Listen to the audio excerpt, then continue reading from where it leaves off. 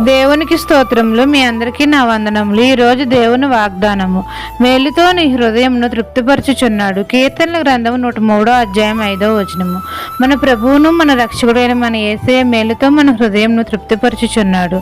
మన తండ్రి అయిన యెహోవా దయాదాక్షిణ్య పూర్ణుడు, దీర్ఘశాంతుడు, కృపా సమృద్ధి గలవాడు. మన అందరి ప్రభువు మన అందరి ఎడల కృపను సమృద్ధిగా దయచేస్తున్నాడు. మన అందరి పట్ల దయను అనుగ్రహిస్తున్నాడు. మన ప్రభువు దీర్ఘశాంతం వహిస్తున్నాడు. కరుణా కటాక్షములను మనకు కిరీటంగా ఉంచుతున్నాడు. ఆయన మన దోషములన్నిటినీ క్షమించుచున్నాడు. మన సంకటములన్నిటినీ తీర్చుతున్నాడు, కుదుర్చుచున్నాడు. సమాధిలో నుండి మన ప్రాణమును విమోచించుచున్నాడు. మేలుతో మన హృదయంను తృప్తిపరుచుచున్నాడు. మన జీవితంలో సమృద్ధిగా మేలు కలుగ చేస్తున్నాడు. పక్షిరాజు యవ్వనం వల్లే మన యవ్వనము క్రొత్తదగుచున్నట్లు చేయుచున్నాడు. అనేకమైన మేలులతో మన హృదయాన్ని తృప్తిపరుస్తున్నాడు.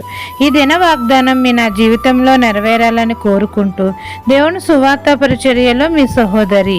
ఆమెన్.